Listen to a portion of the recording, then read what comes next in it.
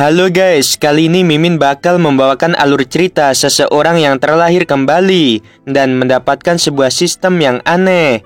Oke, langsung saja pada alur ceritanya. Melanjutkan cerita sebelumnya, di mana ada dua orang yang mencoba mencuri kuda milik Bai Luochen. Kita diperlihatkan Su Liyue yang sedang membaca buku pemberian dari Bai Luochen. Tiba-tiba dia merasakan hawa seseorang yang datang ke puncak King Luan. Su Liyue berniat ingin memberikan mereka pelajaran. Di sisi lain, dua pemuda yang hendak mencuri kuda milik Bai Luochen tersontak kaget. Salah satu dari mereka berkata, seharusnya dia orang aneh yang meninggalkan Departemen Ilmu Pedang dan menyembah Bai Luochen sebagai guru. Gadis kecil, aku tidak memiliki keperluan denganmu. Kembali ke rumah dan tidurlah. Su Liyue berkata, dengan adanya aku di sini, kalian tidak akan bisa menyentuh sesuatu milik guru. Salah satu pemuda mencoba melompat untuk menyerang Su Liyue, namun pemuda itu justru ditendang dan terpental jauh. Pemuda yang baru saja terkena tendangan Su Liyue, dia tampak berdiri lagi, mengeluarkan aura merah dan berkata pada juniornya, biarkan aku meladeni gadis ini. Jika aku tidak bisa mengalahkannya, cepat bantu aku.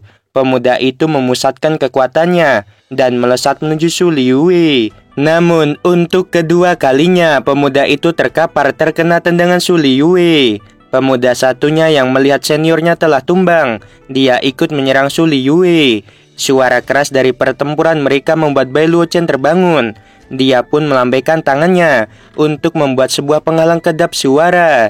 Su Liyue yang baru saja mengalahkan musuhnya sontak kaget dan dia berkata, apakah ini run kedap suara? Tampaknya guru tidak berencana untuk membiarkan kalian pergi begitu saja. Selang beberapa waktu, kedua pemuda itu kembali melaporkan pada senior mereka yang bernama He Xiangsheng. Mereka semua dari Departemen Penjinak Monster. Salah satu pemuda berkata, kakak senior, kami telah mencoba yang terbaik, tetapi murid yang baru saja direkrut Bai Luochen terlalu kuat. Kami bukan lawannya. Jangan khawatir, ketika kami pulih dari cedera, kami akan membawakan kuda hitam itu. He Xiangsheng memberi mereka berdua 3 pil pemurian jiwa dan 2 pil nourishing skill sebagai kompensasi atas cedera kedua pemuda itu. Kedua pemuda itu mengucapkan terima kasih pada He Xiangsheng. He Xiangsheng berkata, pulihkan keadaan kalian berdua, lalu aku akan menagih janji kalian. He Xiangsheng memanggil banyak murid dan hendak mencari keadilan. Seorang murid berkata, kakak senior, jangan lakukan ini. Bagaimanapun, orang bermarga baik itu adalah seorang guru, dan kali ini kita melakukan kesalahan terlebih dahulu. Jika kita pergi langsung, itu akan sangat merepotkan jika tertangkap. Murid dari Bai Luochen melukai orang-orang kita sampai seperti ini. Ini merupakan pelanggaran yang serius. Kita hanya perlu menunjukkan kedua murid yang terluka, lalu kita meminta kompensasi yang berupa kuda hitam. He Xiangsheng berkata, ini rencana yang bagus. Lakukan seperti apa yang kamu katakan. Lalu mereka semua pergi ke aula penegak hukum. Keesokan harinya, Bai Luochen terbangun dari tidurnya. Su Liyue menyapanya dengan muka polosnya. Bai Luochen bertanya, bagaimana? Apakah kamu tadi malam sudah membaca buku yang aku berikan? Su Liyue menjawab dengan wajah kebingungan. Dia mengatakan sudah membaca buku tersebut sepanjang malam. Namun tetapi, setelah membaca setengah halaman, energi spiritualnya telah habis. Bahkan setengah halaman itu saja belum bisa dia pahami sepenuhnya. Bai Luochen berkata, baca sebanyak yang bisa kamu baca. Aku tidak akan memaksamu. Su Liyue bergumam, guru yang terhormat, jelas bahwa rahasia kultivasi yang diberikan oleh guru sangat bagus, tetapi aku tidak dapat memahaminya. Bai Luochen menggumamkan kata hanya membaca setengah halaman. Tiba-tiba dia tersadar dan kaget. Apa katamu? Kamu hanya membaca setengah halaman dalam 1 malam. Su Liyue berkata dengan wajah memohon, maafkan aku guru, murid telah mengecewakan dirimu. Bai Luochen berkata, kamu salah paham, aku tidak kecewa, tapi sedikit terkejut. Aku pikir kamu hanya bisa membaca beberapa pertanyaan. Su Liyue berkata dengan wajah datar, Guru mengatakan ini, apakah guru pikir bakat dan pemahamanku ini buruk? Bai Luo Chen pun menjawab, tidak, sungguh aku hanya terkejut. Buku itu adalah hasil koleksi yang jimat dan run milikku. Aku tidak menyangka kamu bisa membaca setengah halaman dalam satu malam. Meskipun pengetahuan tentang run dan segel itu wajib, tapi kamu tidak perlu tergesa-gesa. Bai Luo Chen melemparkan sebuah token dan berkata, dengan token ini, kamu dapat pergi ke perpustakaan akademi. Kamu juga dapat memilih latihan lain di sana.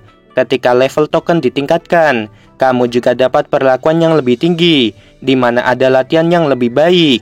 Su Liwei berkata, bagaimana cara murid meningkatkan level token? Bai Luo Chen pun berkata, salah satunya adalah menyelesaikan tugas yang ada di depan akademi. Lalu ada juga dengan cara berpartisipasi dalam ujian murid. Su Liwei berkata, terima kasih guru atas bimbinganmu. Murid ini mengerti. Su Liwei bergumam, token ini tidaklah seberapa jika dibandingkan dengan buku milik guru. Aku telah menjadi immortal puluhan ribu tahun, jadi tidak kekurangan teknik latihan. Buku yang diberikan guru sudah cukup untuk aku pelajari seumur hidupku. Aku tidak perlu belajar yang lainnya. Su Liwei menatap gurunya dan bertanya-tanya apa yang terjadi dengan gurunya. Sebuah suara terdengar, murid puncak King Luan Su Liwei, cepatlah datang dan terima hukuman. Su Liwei berkata, guru, mungkin mereka bajingan yang datang ke puncak King Luan tadi malam, dan aku menanganinya. Murid ini terlalu berlebihan, jadi mungkin menyebabkan sebuah masalah. Bai Luo Chen berkata, tidak apa-apa, serahkan semuanya padaku. Kamu hanya perlu belajar. Ayo kita pergi dan lihat apa yang sedang terjadi. Ketika Bai Luo Chen dan Su Liwei melintas ke dalam portal, mereka dikejutkan ada banyak orang yang telah menanti. Seseorang bernama Song Lang di ranah periode integration berkata, Aula penegak hukum menerima laporan, dan Su Liwei, seorang murid dari Departemen Run dan Sil, mengabaikan aturan akademi. Dia menyakiti rekan seperguruan. Guru Bai, tolong hormati peraturan dan serahkan muridmu. Bai Luo Chen berkata dengan tampang tersenyum. Pertunjukan yang cukup besar. Bai Luo Chen dan Su Liwei berjalan di antara orang-orang. Xiao Cheng yang juga di ranah periode integration berkata, Nona Su, ada bukti yang jelas. Tolong ikut dengan kami. Bai Luo Chen menunjuk Xiao Cheng dan berkata dengan nada keras, tunggu dulu. Aku ingin tahu tentang dua murid Departemen Penjinak Monster yang pergi ke puncak King Luan di tengah malam untuk membuat masalah. He Xiangsheng berkata, mereka hanya menyelinap ke puncak King Luan secara tidak sengaja. Mereka tidak memiliki niat jahat. Aku sudah menghukum mereka dengan keras. Bai Luo Chen pun berkata, apakah benar mereka tidak sengaja?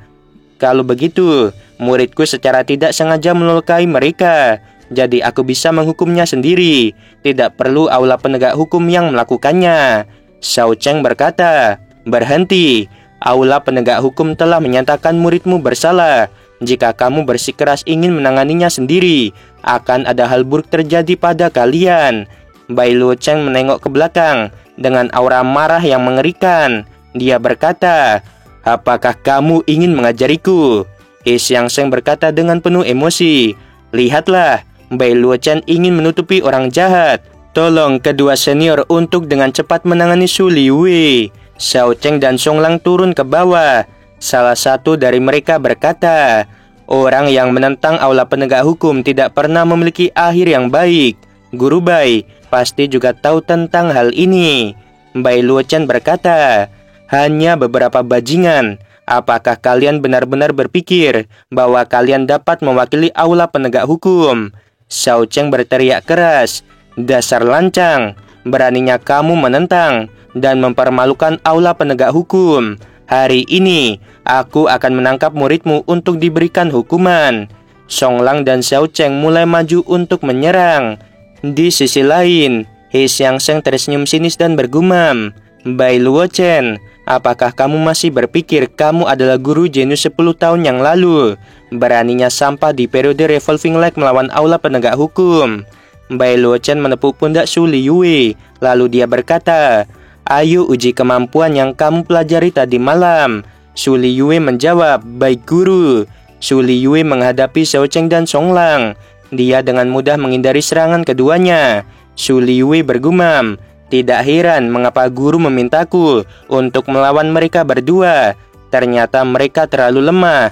Mereka tidak layak melawan guru sama sekali. Jika aku dekat dengan guru, tampaknya aku akan cepat bisa naik ke ranah immortal lagi." Songlang tampak kaget dengan apa yang dilakukan oleh Su Liyue. Bahkan seorang master pun perlu menggambar terlebih dahulu rune dan seal, tetapi Su Liyue dapat dengan mudah menggambarnya. Xiao Cheng berkata, "Apakah dia meremehkan kita? Saudaraku, ayo gunakan trik itu." Keduanya menggunakan serangan gabungan yang tampak seperti naga. Su Liyue berkata, "Kalian berlebihan." Tangan Su Liyue diangkat ke atas. Sebuah energi petir muncul seperti bola. Lalu kekuatan naga dan bola petir bertabrakan. Oke guys, untuk cerita ini sampai sini dulu ya. Mungkin kalau banyak peminatnya, Mimin bakal satu video lebih panjangin ya. Untuk sementara ini cuma sebagai cerita sampingan dulu teman-teman. Kalau banyak yang suka manhwa gitu atau manhwa, bakal Mimin bawakan cerita yang lain ya. Oke, sebelum video berakhir Mimin mau bilang sungguh membagongkan. Terima kasih.